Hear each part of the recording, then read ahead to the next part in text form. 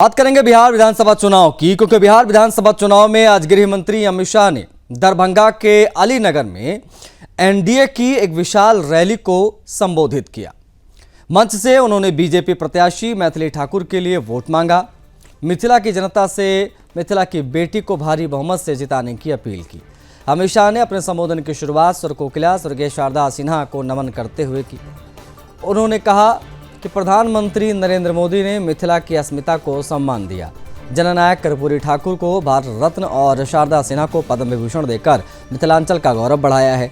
गृह मंत्री ने विपक्ष पर करारा प्रहार किया और कहा कि लालू और सोनिया जी ध्यान रखें, देश और बिहार में कोई सीट खाली नहीं है।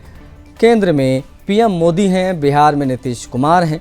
उन्होंने आरजेडी और कांग्रेस को भ्रष्टाचार का प्रतीक बताते हुए कहा कि लालू राबड़ी ने लैंड फॉर जॉब, बाढ़ राहत जैसे घोटाले किए, जबकि कांग्रेस ने 10 साल में 12 लाख करोड़ के घोटाले किए।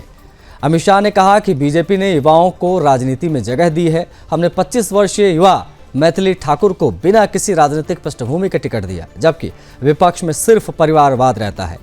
पीएफआई पर सख्त कार्रवाई का जिक्र भी किया और कहा कि मोदी सरकार ने आतंकियों को जेल भेजा है, जबकि कांग्रेस और लालू की सरकार के समय बनी तो ये लोग वापस बाहर आ जाएंगे अगर इनकी सरकार बनती है तो।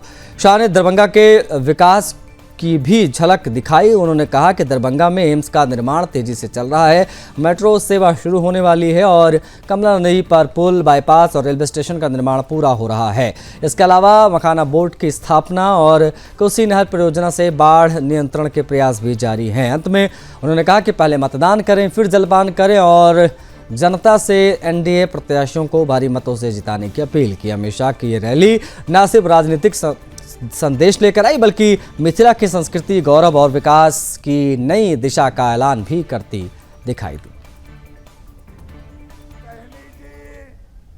आप सभी बताओ मुझे जरा, ये कश्मीर जो है हमारा है या नहीं है?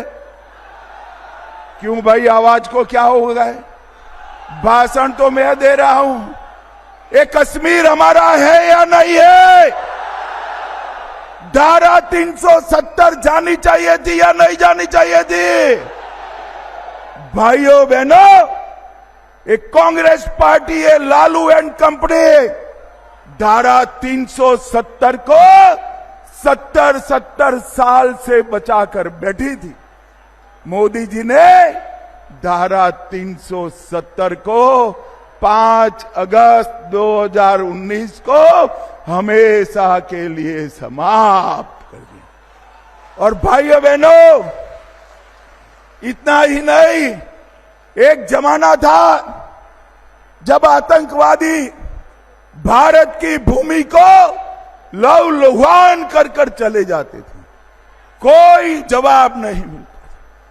उरी में हमला किया, पुलवामा में किया, पहलगांव में किया, एक बार सर्जिकल स्ट्राइक की, दूसरी बार एयर स्ट्राइक की और तीसरी बार ऑपरेशन सिंदूर कर पाकिस्तान के घर में